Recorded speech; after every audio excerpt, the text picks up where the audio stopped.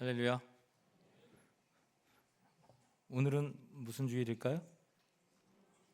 종료주일. 끝났다는 얘기가 아니에요? 종료했다는 얘기가 아니고 나뭇가지를 흔들면서, 종려나뭇가지 흔들면서 예수님을 입성하심을 환영했던 것을 기념하는 예배, 이게 바로 종료주일입니다. 이 귀한 시간을 통해서 주님께서 그 과정 속에서 이루신 그 구원의 감격을 누리는 저와 여러분 다 되시기를 간절히 바랍니다. 네. 우리가 사는 세상은 참 많은 말들이 오고 갑니다.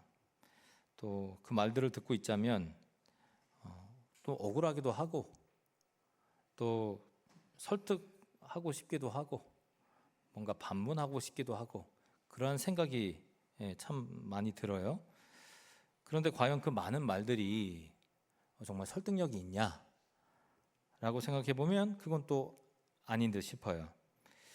어제 우리 전도사님 결혼할 때 저도 잠시 예전에 제가 결혼했던 생각을 좀 하게 됐는데 언제더라 이러면서 결혼할 때 생각을 하게 됐는데요. 목사님이 길고 긴 주례사로 아주 유명한 분이신데 쓰러질 뻔한 주례사를 마치고 서로 마주봐라 그렇게 얘기하시는 거예요. 그래서 또 이게 웬일이냐, 그리고 서로 마주 보는데 한 몇 분간 눈을 마주치고 있어라 그렇게 얘기하시더라고요. 짧고도 그 긴 눈 맞춤이 딱 끝났을 때 딱 어떤 느낌이 드냐면 우리가 왜 여기 서 있었는가, 그리고 무엇을 향해 가야 하는가, 이런 것들이 깨달음이 갑자기 훅 들어오더라고요.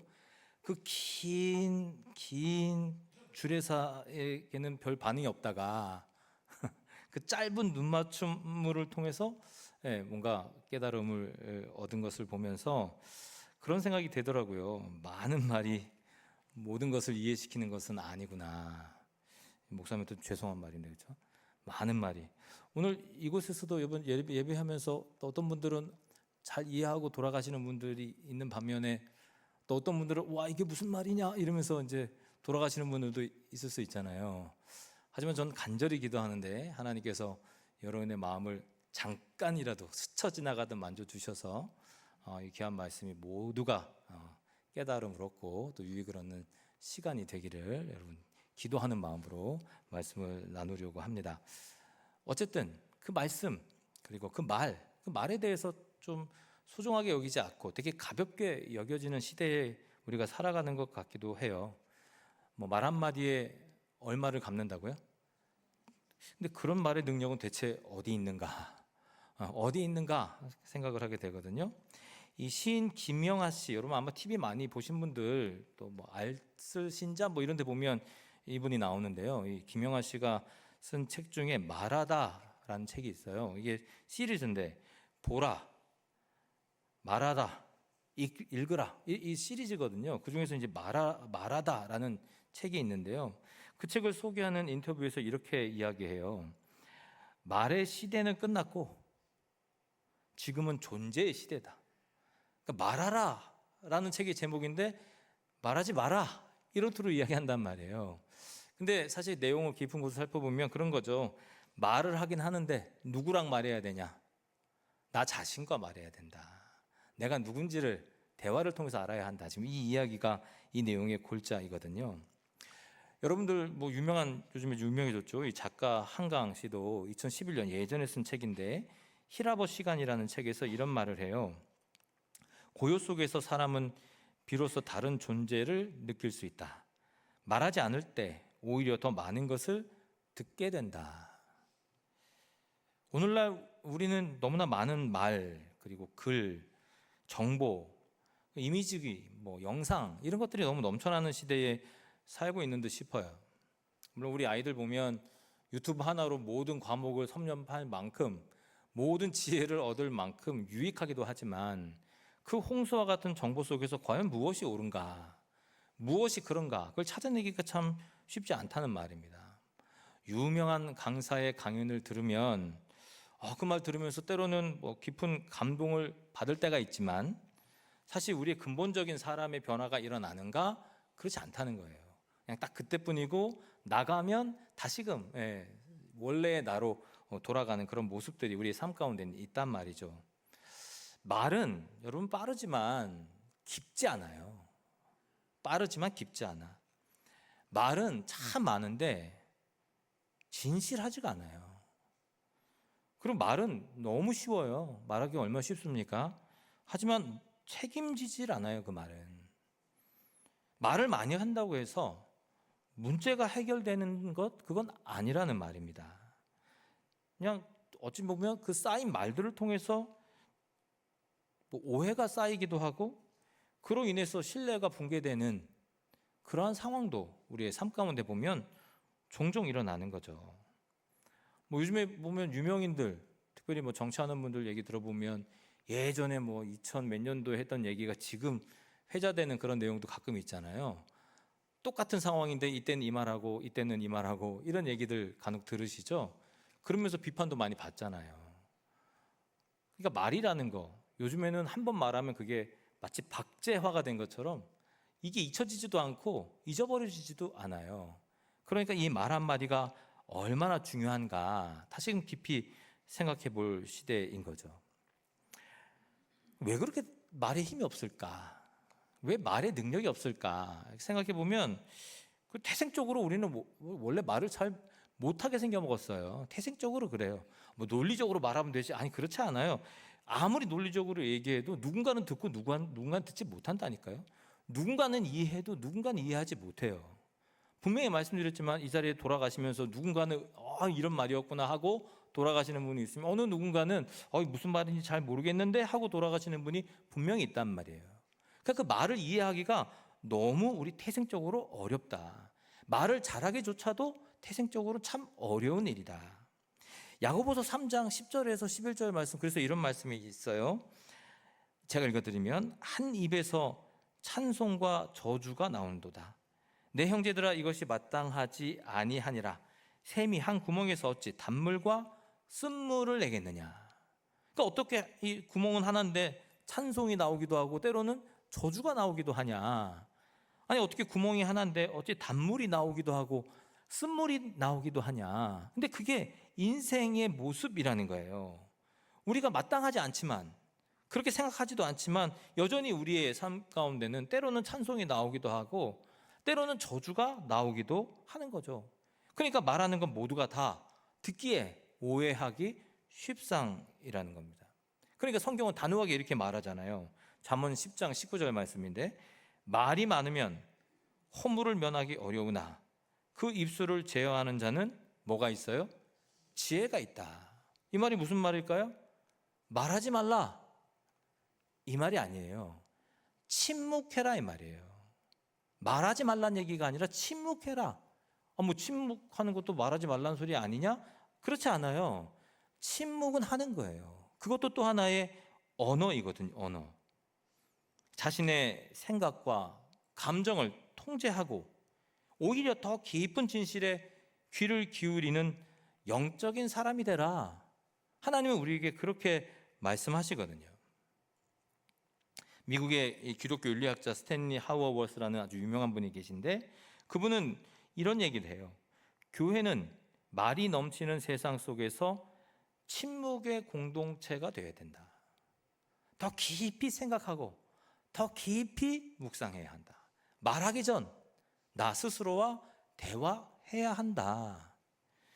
그에 져서 보면 교회됨이라는 책이 있는데 이 책 안에서도 교회가 세상과는 다른 관점으로 세상을 바라봐야 되고 세상의 소음에서도 다른 방식으로 존재해야 한다. 그렇게 이 책은 소개하고 있어요. 그러니까 말을 아낄수록 더 명확한 말이 가능해지고 침묵할수록 더 분명한 행동이 일어난다는 거예요. 침묵은 그냥 방관하는 게 아니에요.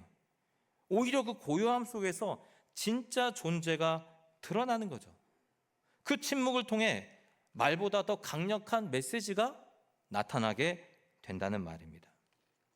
성도 여러분, 성도의 침묵은 세상이 강요하는 그 방식, 거기에 순응하지 않겠다 하는 내 안의 확신의 표현이에요. 세상 속에서 끊임없이 나를 유혹하는 그 유혹거리에서 벗어나고자 하는 것, 그것을 통해서 우리는 침묵으로 대처한다라는 말이에요. 그게 바로 성도의 모습이어야 되는 거죠. 그러니까 침묵은 말보다도 진실된 저항? 여러 가지 표현을 제가 생각해 봤는데, 침묵은 세상 속에서의 어떤 역류하고자 하는 다짐? 말하지 않음으로 거부하고 침묵을 통해서 하나님 나라를 드러내는 거? 여러분, 그게 예수 그리스도의 방식이었거든요. 성도인 우리가 그 방식으로 따라가야 되지 않겠습니까? 오늘 말씀 보면 예수님께서 이스라엘 성으로 입성하는 장면이 등장해요. 그런데 성경 말씀을 조금 3차원으로 들으면 엄청 큰 소리로 정말 소리 높여 예수님을 찬양하는 그 음성이 들리는 듯해요. 너무 시끄러운 거죠. 그런데 예수님께서는 그 안에서 뭐 하신가? 침묵하시는 거예요. 말씀하지 않으세요. 그러니까 오늘 우리가 이 장면을 통해서 그 침묵의 의미는 뭘까? 그리고 그 침묵을 통해서 무엇을 우리에게 알려주시려고 하는 걸까? 이걸 좀 더 깊이 깨닫는 시간이 되시기를 바랍니다. 성도 여러분, 오늘은 절기상 무슨 절기라고요? 무슨 절기요? 네, 종려주일. 종려주일은 뭐냐면요, 예수님께서 3년의 공생애를 마치시고 고난을 받기 전 예루살렘 성으로 입성하는 날을 기념하는 주일, 이게 바로 종려주일이에요. 그러니까 예수님께서 예루살렘에 입성하시는 날의 그 장면이 어땠느냐? 그러니까 온 성이 막 떠들썩했단 말이죠. 오늘 말씀을 쭉 한번 살펴보면 자기의 겉옷을 벗어서 길에 깔고 나뭇가지를 흔들면서 뭐라고 외쳐요? 호산나! 이렇게 외쳤단 말이에요. 호산나! 당시 상황이 이렇게 전해요. 얼마나 갈급하면 예수님을 보면서 호산나라고 외쳤을까?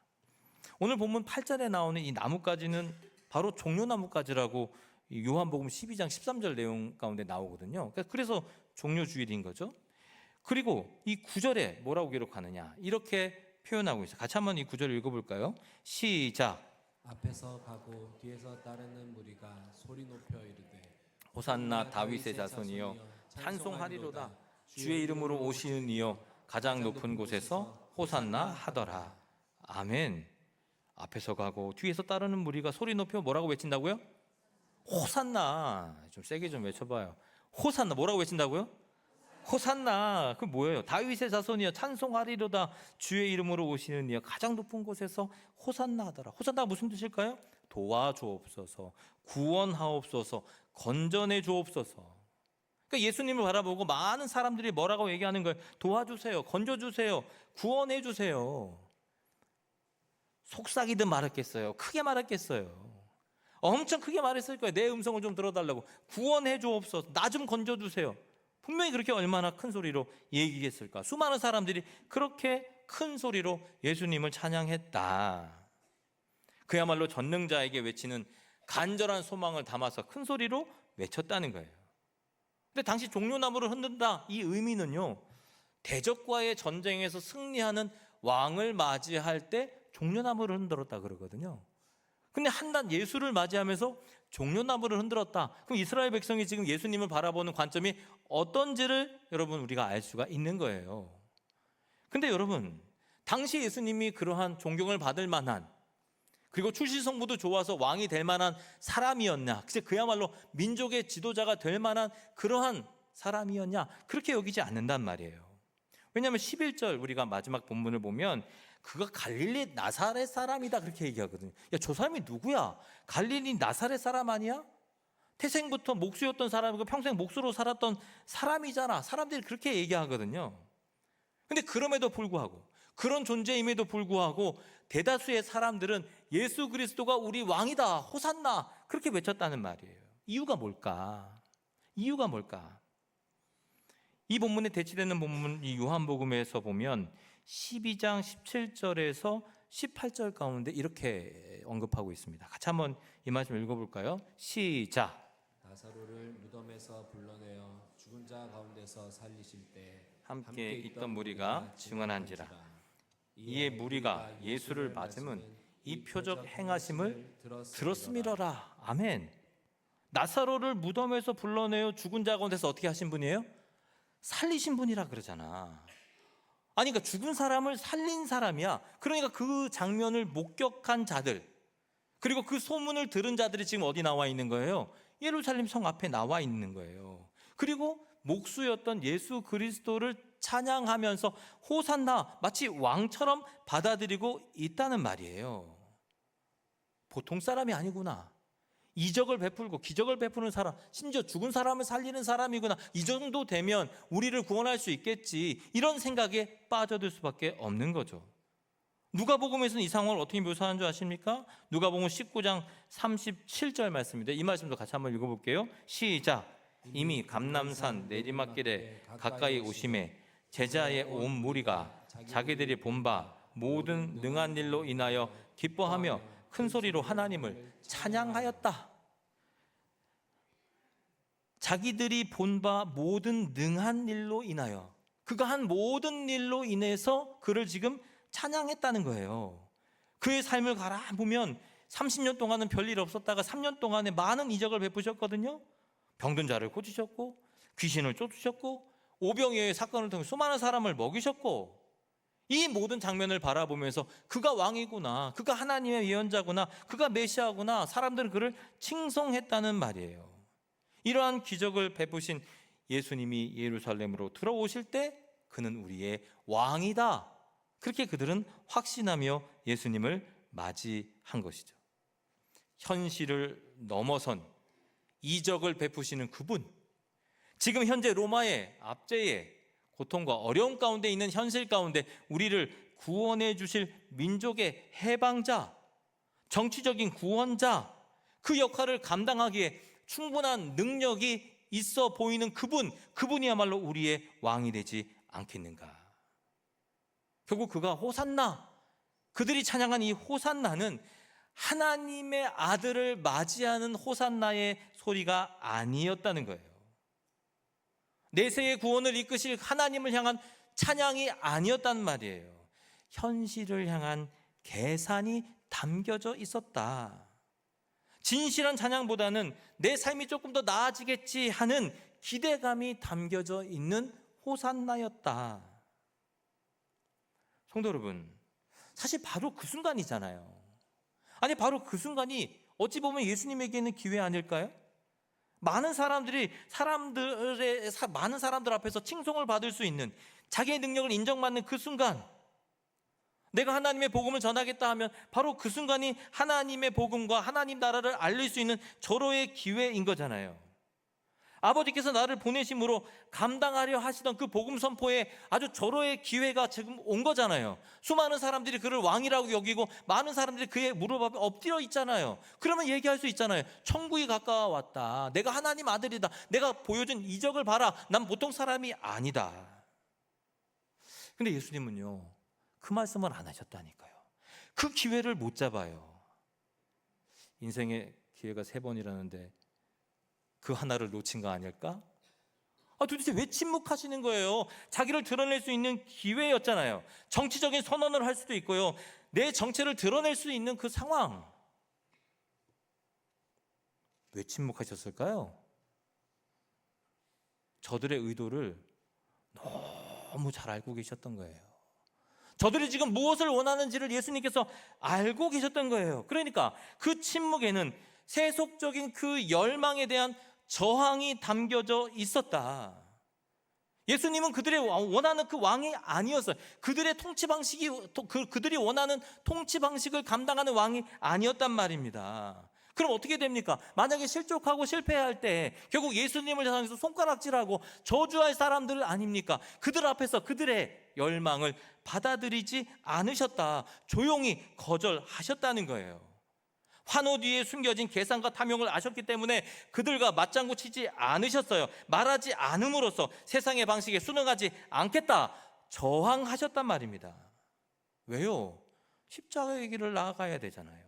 그 섬김과 희생의 길로 나아가야 되잖아요. 그 길을 마무리해야지만 하나님의 구원의 완성이 있는 것 아닙니까? 무의미한 논쟁, 공격적인 언어, 그거 할 시간이 어디 있습니까? 침묵으로 일괄하는 거죠. 그것이 메시지가 될 수 있도록 그의 삶을 더 깊이 묵상하고 살아갔다 이 말입니다. 근데 여러분, 세상이 어디 그렇습니까? 뭔가 말 안 하면 그 얘기 하잖아요. 세상은 끊임없이 말하라고 강요하잖아요. 너가 누구냐 얘기하잖아요. 너의 입장을 밝혀라 얘기하잖아요. 너의 정체가 뭐냐 이야기하잖아요. 그럼 무슨 의도 때문에 그 일을 했냐 묻잖아요. 하지만 예수님은 그러한 물음에 해명하지 않으셨단 말입니다. 침묵으로 일괄하셨어요. 왜요? 말할 필요가 없잖아요. 말하면 압니까? 말하면 들어요. 말하면 이해할 수 있습니까? 하나님 나라 얘기하는데 그들이 깨달을 수 있을까요? 아니요, 그렇지 않아요. 침묵하셨어요. 삶으로 보여주면 그만이에요. 결국 심판하시리라 하나님의 능력을 통해서 부활하면 그뿐 아닙니까? 대화하지 않으셨어요. 이야기하지 않으셨어요. 말 섞지 않으셨단 말이에요. 왜요? 침묵은 바로 그분의 존재, 진리가 바로 그분의 존재라는 표현이었기 때문입니다. 사람들이 원하는 답을 달라고 외칠 때 그는 침묵으로 선포하셨어요. 누구보다 더 크게 선포하셨어요. 누구보다 더 강력하게 선포하셨어요. 요한복음 14장 6절에서 7절 말씀은 이런 말씀이에요. 나는 길이요 진리요 생명이니 나로 말미암지 않고는 아버지께로 올 자가 없느니라. 너희가 나를 알았더라면 내 아버지도 알았으리로다. 이제부터는 너희가 그를 알았고 또 보았느니라. 할렐루야. 우린 분명히 이 말씀을 기억해요. 나는 길이요 진리요 생명이니. 예수님께서 침묵으로 선포하신 이 말씀은 우리는 여전히 기록하고 있다고요. 내 머릿속에 남아있어요. 그는 길이요 진리요 생명이구나. 나로 말미암지 않고는 아버지께로 갈 수가 없구나. 그는 천국으로 우리를 인도하시는 분이시구나. 침묵으로 말씀하셨다는 거예요. 침묵으로. 말이 아닌 그분 자신이 진리였다는 거예요. 창조주 하나님, 바로 그분이 창조주 하나님이셨다는 것을 선포하신 거예요. 무엇으로요? 침묵으로요.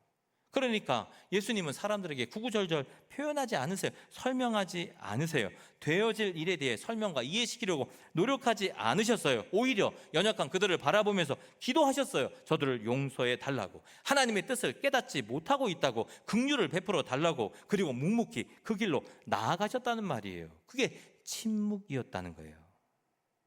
성도 여러분, 예수님을 믿는 신앙인의 삶도 그래야 되지 않겠습니까? 세상은 결코 우리의 삶을 이해할 수 없습니다. 세상은 아무리 우리가 설명한다고 해도 하나님 나라를 이해할 수 없어요. 애써 설명하고 이해하려고 해도 그건 시간 낭비일 뿐이에요. 우리가 그냥 감당해야 되는 일이에요. 침묵으로 그 일을 감당할 때, 침묵으로 주님의 일을 감당할 때 오직 하나님께서 그 길을 인도하시고 받아주시는 거예요. 세상 사람들은 절대 환호하지 않아요. 아니, 환호한다고 해도 곧 돌이켜요. 우리를 손가락질해요. 우리에게 저주한단 말이에요. 우리를 시기하고요. 우리를 질투해요. 하나님의 일을 보지 못하고, 하나님의 일을 느끼지 못하고, 하나님의 일을 소망하지 못하니 끊임없이 우리의 삶을 부정할 수밖에 없다는 말입니다. 알아듣지도 못하고 이해할 수도 없는 그들에게 과연 우리가 무슨 말을 하겠습니까? 답답하더라도 침묵하는 거예요. 답답하더라도 기도하는 거예요. 주님, 저들이 하나님의 뜻을 알도록 인도해 주옵소서. 그럼 어떻게 그 침묵을 유지할 수 있을까요? 한 가지예요. 다시 오실 예수님, 그 뜻을 이루실 하나님, 그분에 대한 확신이 있기 때문에 침묵할 수 있어요. 그분이 다시 오셔서 이 땅을 심판하시고 새로운 땅을 우리에게 허락하신다는 그 약속을 믿는 자만이 침묵할 수 있단 말이에요. 내가 말하지 않아도 결국 그 일을 이루어 가시기 때문이죠. 예수께서 정말 부활하시고 나서 이스라엘 백성들, 아니 제자들에게 나타나셨어요. 그리고 무엇을 물으시는지 아십니까? 요한복음 20장 21절이에요. 너희에게 평강이 있을지어다. 너희에게 평강이 있을지어다. 세상은 오해하고 시끄럽고 끊임없이 원하는 답을 요구해도 그 마음에 뭐가 있었단 말입니까? 평강이 있었단 말이에요. 평강은 거친 세상 속에서도 부활의 소망을 믿는 자들의 믿음의 표현이 바로 평강이에요. 비록 오해하고 세상을 부정해도 결국 주님께서 이루실 것을 확신하고 살아가기 때문에 우리의 내면 상태는 뭡니까? 평강의 상태다 이 말이에요. 지금 여러분의 마음이 평화가 있습니까? 지금 여러분의 마음이 평강이 있습니까? 주님께서는 우리에게 분명 말씀하십니다. 평안할지어다. 평강이 너에게 있는가? 그 믿음이 너희에게 있는가? 그 소망이 너희에게 있는가? 이 순간 가운데 세상은 아무리 시끄럽고 떠들고 우리에게 답을 요구해도 침묵하는 가운데 그 내면 깊은 곳에 하나님께 주시는 그 소망이 있는가? 평강이 있는가? 그 능력이 우리 안에 있는가? 예수님이 누리셨던 그 평안이 여러분의 삶 가운데도 있기를 간절히 바랍니다. 임경선 작가라는 작가의 글 중에 이런 글이 있어요. 곁에 남아있는 사람, 슬픔 속에 빠진 친구에게 아무 말 없이 곁에 있어주는 주인공이 등장해요. 어떤 마음으로 있을까요? 회복하리라, 극복하리라 하는 믿음으로 함께 하는 거예요. 지금 너의 상태 괜찮다, 암묵적으로 동의해 주는 거예요. 말하지 않지만 그 침묵이 진짜 위로가 되었다 표현해요. 진짜 위로가 되었다. 말보다 더 깊은 공감과 연대는 함께 있어주는 침묵을 통해서 나타날 수 있다. 저자는 그렇게 말씀하고 있습니다. 하나님도 우리와 함께 계시잖아요. 침묵하시며 나와 여전히 동행하시잖아요. 때로는 어쩜 그렇게 침묵하시는지 좀 대화를 좀 해주시지. 갈 바를 알게 해주시지. 확실하게 대화를 좀 정확히 그 답을 알려주시지. 그 말씀도 하지 아니하시고 침묵하시면서 우리와 함께 하신단 말입니다. 근데 그 침묵 속에서 어떤 소리가 들리는 줄 아십니까? 괜찮다, 괜찮다, 잘 가고 있다. 어떠한 큰 소리, 외마디 외침이 아니더라도 우리와 함께 하시는 것만으로도 위로를 받아요. 그 위로에 우리의 마음 가운데 평안으로 나타나는 거죠. 괜찮다, 이 한마디가 우리를 평안에 거하게 하시는 겁니다. 성도 여러분, 침묵을 회복하시기를 바랍니다. 말을 머금으시기를 바라요. 믿음을 더욱더 굳게 되어서 소망의 삶을 살아갈 때 우리의 내면에 침묵을 통해서 주시는 평강의 유익이 있으리라 생각합니다. 그 평강의 유익을 누리는 자, 바로 믿음으로 세상을 바라보는 자이고, 그 평강의 은혜를 누리는 자, 침묵을 통해서 말할 수 있는 자이고, 그 평강의 유익을 누리는 자, 세상에서 환호하거나 조롱하는 일에 쉽게 빠지지 않는 자일 겁니다.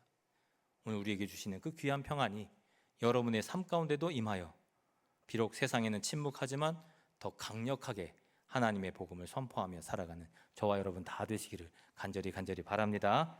기도하겠습니다.